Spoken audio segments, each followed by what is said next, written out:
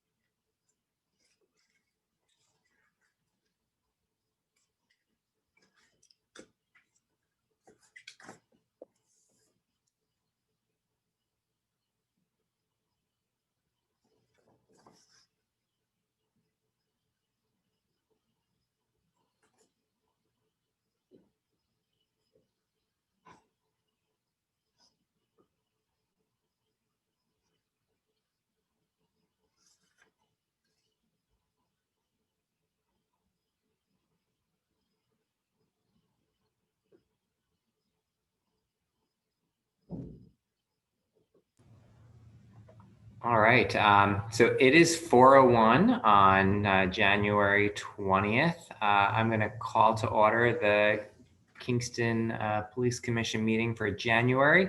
I'd like to thank everyone for joining us this evening, and just let everyone know that this meeting is being recorded, and we will be posting this on the City of Kingston website. You can find the agenda for tonight's meeting, as well as the call-in details at kingston-ny.gov. And this evening, we do have an opportunity at each of our meeting to be able to submit for public comment. You can do so either in writing, or you can speak to us directly by signing up with Commissioner Mignon DeJeanette. And you can find details on how to do that also on our page on the City of Kingston website under Police Commission. But tonight we're going to start with our public comments. We actually have one speaker tonight, is resident Jean Jacobs. And so Mignon, I think I'll hand it over to you. Do you see her on here yet? I'm not sure if she's one of the callers that's with us right now. But it looks like someone's unmuting themselves. Great. Jean, is that you there? Yes. Hi, Jean. So you've got the floor. You're here with the commission. Hi, Mayor. Good evening. Thank you for the opportunity, Mayor and members of your police commission. Good afternoon. And I just mentioned thank you for the opportunity. My name is Jean Jacobs. I live at 139 Wall Street, and I am a lifelong resident, born and raised here, and my entire family since 1881. I feel compelled to speak as the community activist for 40 years. My husband, a former police commissioner in the city of Kingston for 18 years, and my son Daniel served in the U.S. Air Force in law enforcement for 30 years, and his last years was chief of presidential security on Air Force One, retiring in 2016. So I bring to the table a considerable amount of education and experience. Therefore, which brings me to my concern I'm outlining a timeline tonight based on facts. I like to deal in facts. I feel there is a considerable divide between law enforcement and our municipal government in the city of Kingston. Not accusing anyone, I don't say names when I speak. Rise Up Kingston worked 2 years on legislative demands to make changes to the police commission legislation. I have attended several meetings with Jeffrey Ventura, Morrell, Rita Worthington, and Scott Childress. I had them on my porch here asking to sign petitions, and obviously I did not those people, but I had Rise Up Kingston here on my porch. I did not, because the issue involved all residents and their safety in the city of Kingston. So we fast forward to March 2020. Pandemic strikes, changing the way we live. Hopefully not forever, but it could be. March 25th, the ultimate tragic death of George Floyd, which created civil unrest throughout our nation. June 12th, Governor Cuomo passes executive order for police reform in all 500 jurisdictions in New York State, outlining the recommendations, but remembering we are working in unity and developing trust and transparency in our communities. July 8th, Honorable Mayor Noble signed Rise Up Kingston Police Accountability legislation, another layer of government, and the entire Common Council passed this. Mayor Noble has also, during this month, established a need for the Re-Envision Task Force in partnership with Peaceful Guardians based on the governor's police reform, so we can come together as a community offering transparency and trust based on the governor's executive order. The Re-Envision Task Force will review and collect new innovative recommendations and provide a concrete plan to go forward in transparency and trust. Okay, now, over the summer of 2020, a level of safety concerns and fear increased in the city, which compromised the safety of every resident and their families, and the civil unrest in our nation became uncontrollable, and the loss of lives nationwide. And you all know that they're sitting there this evening. The mayor chooses community members to serve on the Re-Envision Task Force in July 2020, many claiming there was not enough information available to address many of the requirements in the police reform, and they were obtaining research to better assist them in developing this. Okay.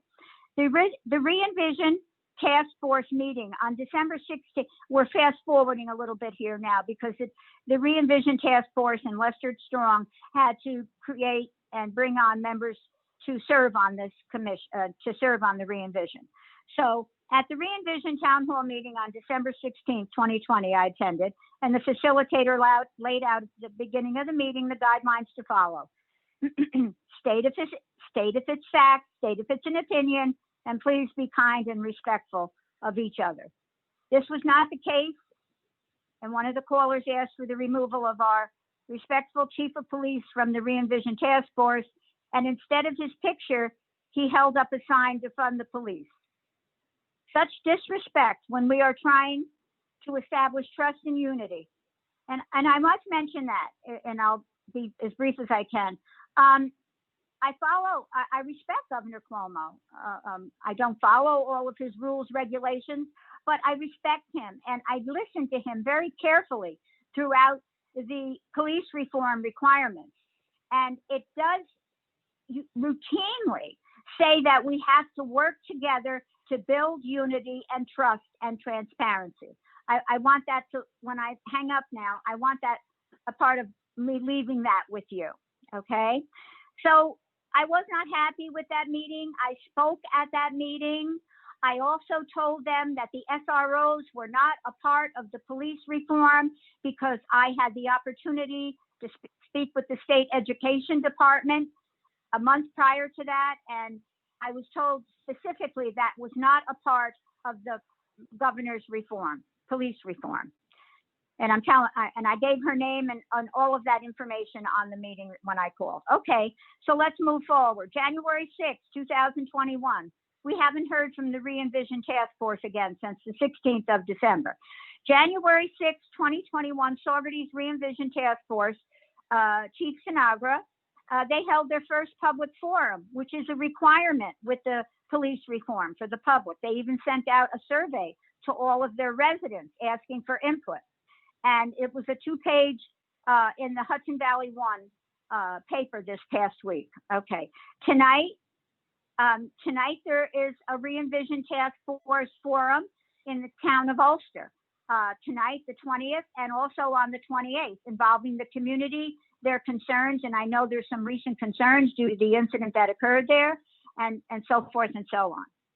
And then on January 27th, which is your next police commissioner meeting, it's mentioned that you will be approving the current Lexapol policies manual. And I must say, this is the first time, and I do my homework, quite frankly. And this is the first time I heard this mentioned, and I'm concerned as to whether this has been discussed with the Kingston Police Department. How are they aware of it? Because my goal today is, I worked in the world where I had people working for me. And when you micromanage, and I'm not criticizing here, that's not my intent. When you lay different levels of responsibility, when we already have the police being reaccredited after 30 years, there must be some information there that could have been obtained in researching, especially when Mayor Noble, he passed the legislation for the commission legislation with the Rise Up Kingston. There has to be some valuable information there that could have been obtained. And there's $100,000 allocated in the police budget for all of this. At least I think I'm correct there. So I leave you with this evening. Our nation is in an unrest. Yes, we do have a new president, and I'm respectful of that because that's my nature. I was raised that way. But we all must go forward together. And if there is a divide, you do not have unity. You do not have trust. The policemen going out each and every day knowing they've got to follow this rule and that rule. Oh, now we're going to have another manual, another policy. It becomes overwhelming.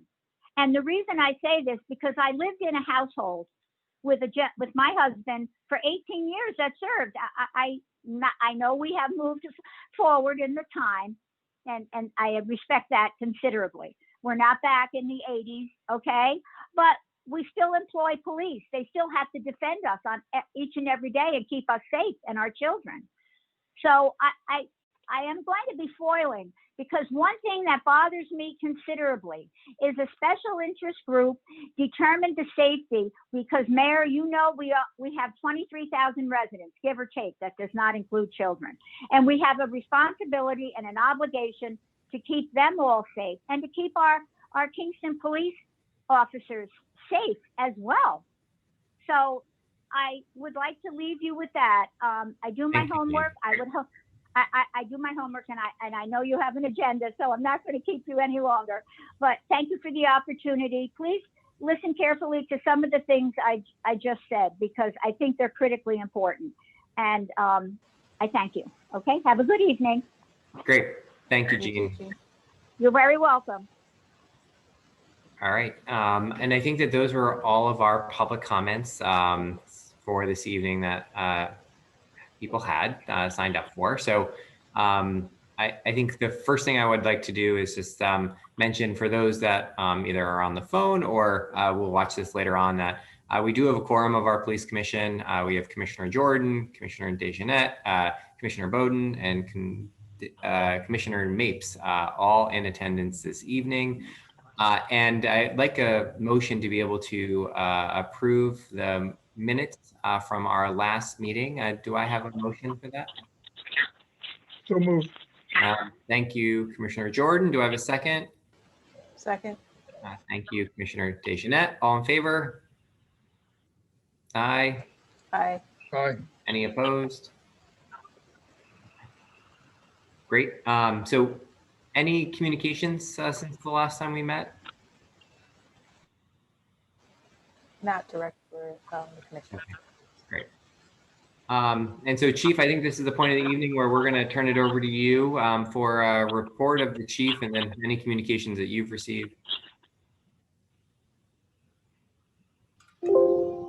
Oh, our three recruits, I say recruits, but new candidates, have entered the police academy. They started last week. Currently, we're mixing the schedule, as many of you are aware. They are in what's considered to be the part-time academy. They are employed as full-time officers here. That's all we employ, civil service-based full-time officers. So we've had to get an agreement with the union to kind of change the hours. The academy hours are Monday through Thursday, 6 to 10. They're not in session Friday. They're in session 9 to 5 on Saturday and then off on Sunday. So they're following a unique schedule. We've never really adopted something like that before, but the three of them are in there. They've made it through one of the more difficult weeks, which is the assimilation week, to make sure that their gear is squared away and everything, that they understand what's required of them. So moving ahead, I see them every day that they're here. They come in for about 3 to 4 hours before they go to the academy, and we have them doing, one of them is assigned to the patrol division downstairs. One of them is assigned to the detective division, and the other one currently is assigned to administration, mostly doing a lot of paperwork. So in about 3 weeks, we'll shuffle them around so all three of them will have an opportunity to kind of see parts of the department that they may not normally see once they hit the patrol area. So that's the update on the academy recruits. I think they're doing well. They all had smile on their faces, so that's a promising thing to see. I know Gene Jacobs had mentioned the re-envisioning task force. I believe they are kind of closing in on that now. They're trying to put together the final draft on that, which I believe they're going to submit to you, Mayor, on that. And then the promotion with our most recent promotion with Tiffany Bainey. She's doing, as she did before, an outstanding job in that detective division. So we're really fortunate to have her upstairs. All right.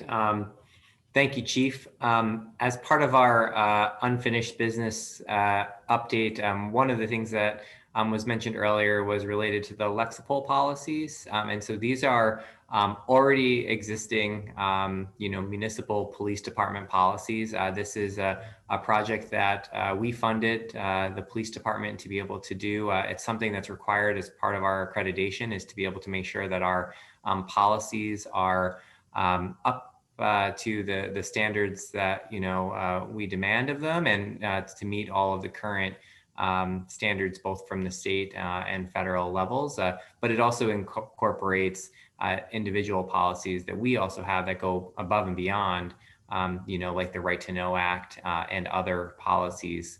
And so our hope in scheduling the special meeting was to be able to address some of those policies. We'll see how much time we have tonight. And if we have time tonight to get through some of those policies, maybe we'll get it all done tonight. We'll see. But I just wanted to, clarify for our callers, that's what that is. That is actually, and those will then be placed, all of the administrative policies on our website, so that the public can see them. And you'll see, as you guys have read the policies, some of the policies also are particular that we have to post them as part of the policy. It says they must be posted on our website, and some of them are already, but this is going to help clarify for the public, what and how our officers are, managed, and how they're best, how they're supposed to act in the line of duty with the work that they're doing out there. So I wanted to mention that, and also just mention that it's been, I think, an ongoing dialogue between myself, the police chief, his leadership team, as we prepare for what we know will continue to be, especially with this pandemic. Crime is here, and we're trying to stay one step ahead as best we can. And again, I want to thank all of the officers who are doing that work. And we are continuing to roll out new strategies to be able to make sure that the public can see us out there. And so we've been really happy with our walking patrol, and we think that that's a great way. One of our policies is related to community policing, and having that walking patrol out interacting with members of the community outside of their police vehicle, we think is really been beneficial. And especially as we move toward the summer months when it's always busier, when more people are out and about, we're really excited to be able to continue to implement that program and to continue to upgrade technologies for the department. I think since the last time we talked, the police chief working with our staff, have gone to find grant funding and to be able to implement license plate readers around the city at our exits and entrances, so that we can best look for vehicles, whether it's an Amber Alert or one of the senior alerts when we need to track down folks who may have inadvertently gone out in their car and not come home. This is a great way for us to be able to assist, but it's also helps in both investigations related to drugs as well as any assaults or homicides where we get license plate information from citizens. We're now able to we'll be able to do a much better job. And so I want to thank everyone for helping to move that project forward. And so by summer, our goal is to be able to hopefully have that program up and running. And I think that's going to go a long way in helping assist our staff, in especially on the detective side. But again, having that technology in the moment will really assist us. And so those were a couple of initiatives. And Chief, you were right. There have been multiple public town halls related to the re-envisioning task force. And I want to thank Minya for your efforts on the task force. And the final report will be coming to me, I believe, early next week. I'll be then submitting that report to the Common Council for February. The Common Council will schedule another public hearing related to that.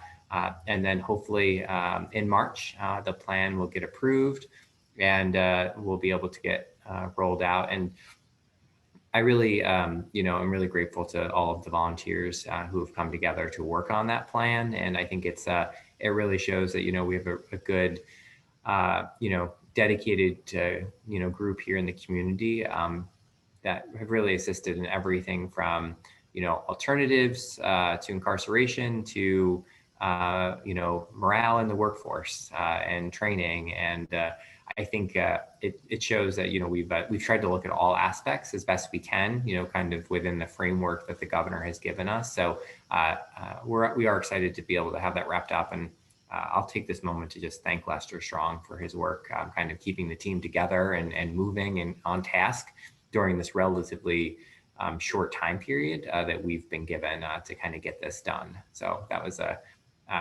big thing. So those are kind of some of my kind of updates that I wanted to provide since the last time we met. I would note too that while it isn't, we don't have the official data yet. The chief was contacted by, I don't remember what local press recently, but we did do some crime statistic analysis. So Chief, I don't know if you want to mention that a little bit. You remember? Yeah, so the one thing I think that stood out, let me try to bring it up while we're talking about it, but one of the local reporters did reach out for me and did ask, can I turn it over to them? It isn't official. We have looked at it, but the comparison chart that we put together in-house when we send it essentially shows a reduction in the crime taking place. As I explained to the reporter, we're looking at low numbers, small numbers anyway. If you know anything about percentages, if it goes from 1 to 2, it's 100% increase, right? So again, 2 incidents of a particular crime from 1 increases it double. So we joked a little bit about it, him and I, on the phone, but we're very fortunate. The one thing we can't adjust for is when people when they say we don't feel safe, right? That's the one component you can adjust for. But overall, Kingston is a safe community when you look at it. I know we've had that series of violent events that took place, the shootings, and those shootings are not incorporated in these stats. This is the assaults, the homicides, and so on. But overall, when you look Statistically, as compared to other cities in the state, we are doing well with what we have. So, you know, I think the reporter knows that. I'm anxious to see what this, I haven't seen the story come out yet on it, but I know that they will be reporting on it, as they always do. They always look for year-end reports on that. So, you know, the one thing he asked me is, how can we make it safer? And I continue to ask for input. I ask for input from the public. You know, we have 71 officers. As all of you know, we have, you know, quite a few in the academy right now. We are right now on the street making the minimum standard, but we're hopefully we'll bring that standard up so it's completely staffed on all levels, investigative, administrative, and patrol. But it depends on the community. When they get to a point where they start to assist us, as they did in this last investigation, then we'll make leaps and bounds on how to make this community safer. We need their interaction. You know, between the tip line and as the mayor points out, some of the community policing efforts, we're really trying to get out there. This has been a difficult year for everybody. And I think that as long as we stay the course in-house, officers look to improve their relationship with individuals on the street, residents and business owners, I think that'll go a long way. I really do. Thanks for that update, Chief. And so that's what I had. I wanted to see if any other commissioners, we do have a couple of executive session items, but anyone have any questions, new items? Minya, do you want to go? So this is Commissioner DeJohnette for people on the phone. I wanted to say something to the mention of the lexicol policies and the approval of them.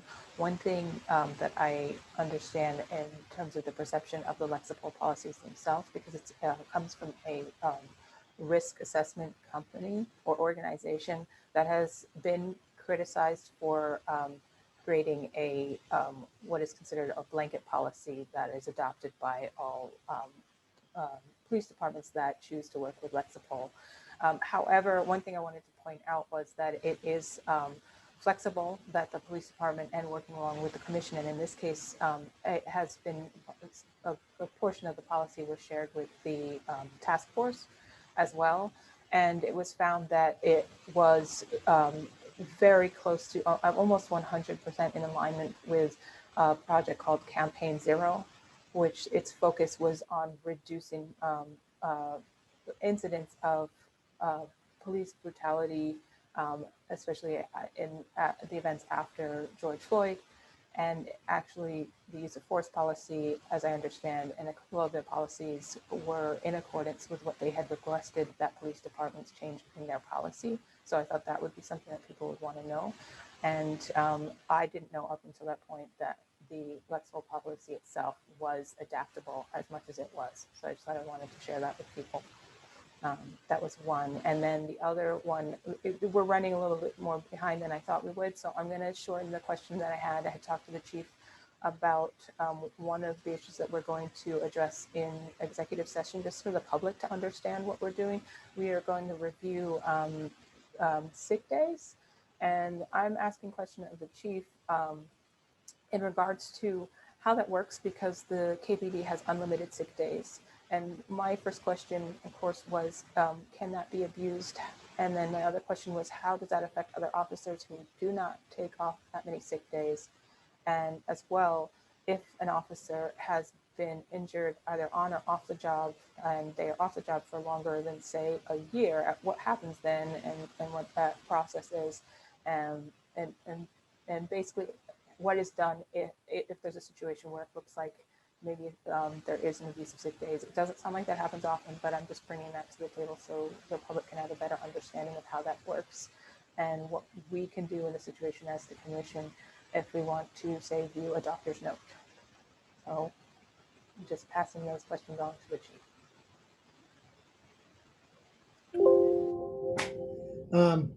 I kind of lost how many questions were in that whole thing, but you're not. I can start with the first one, which was, first question would be, can the unlimited sick days be abused? So as far as the abuse of time, for us, it is a benefit, contractual benefit. It's been the contract for at least as long as I've been a police officer, since 1992 here. It is a valuable benefit. Nobody, and I say no one down at the police department wants to lose that benefit. It is to some degree unheard of in most contractual negotiations now. And I think that most do respect the fact that it is a valuable commodity within that.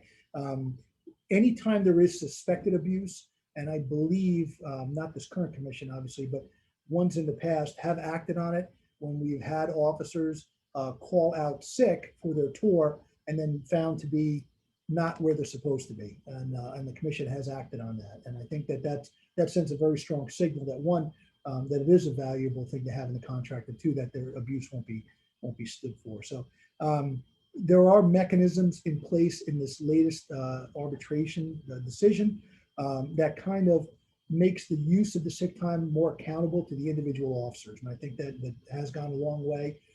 In the past, doctor's notes would have to be submitted after a certain number of days now.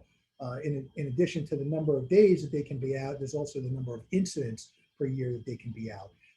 Again, the doctor's note, once they go to a physician or emergency room care facility, that note is then delivered to administration. And in keeping with some of the HIPAA regulations, they may not be as detailed as we would like, but as long as the doctor or the emergency room technician, the physician, signs off on it, then they've met the contractual obligation to justify the use of that time. When it comes to affecting the shift, I think that was one of the questions that you had. Does it affect the shift? It can. I would dare say that most of the time, when an officer, at least it's in the current staffing levels, when an officer calls out sick for their tour, it does create a shift of overtime. Most of that time, when it is created, it is filled by voluntary attendance. An officer either working the shift or on their regular day is off. Once they're known that the overtime is available, will say, "I'll take it," and they'll work the shift. It is a rare occasion, although it does happen, that no one takes it, and now an officer who is currently working will have to stay. They try to rotate that, so it's not the junior officer all the time, but it is rotated. And in most cases, again, when we break it down to that level, the officer may have to work 4 hours, and at that time, the sergeant or the supervisor will reach out for the next oncoming shift and try to call that officer in for 4 hours earlier. So they basically split the time. But again, in most cases, it's voluntarily filled. An officer will say, "I'll take it, put me in for that." So depends on what they have, whether they're going on to their days off or what their schedule is, obviously for daycare or house needs. But certainly this latest one does add another piece, another component to the accountability of the sick time use.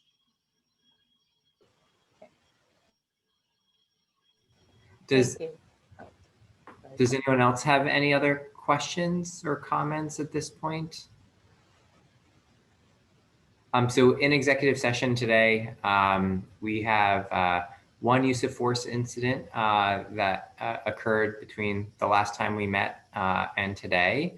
And then also there is a upcoming detective retirement that we would like to fill. We did interviews last time, so we have to go through that process today in executive session. And so with that, I'd like to ask for a motion to enter into executive session.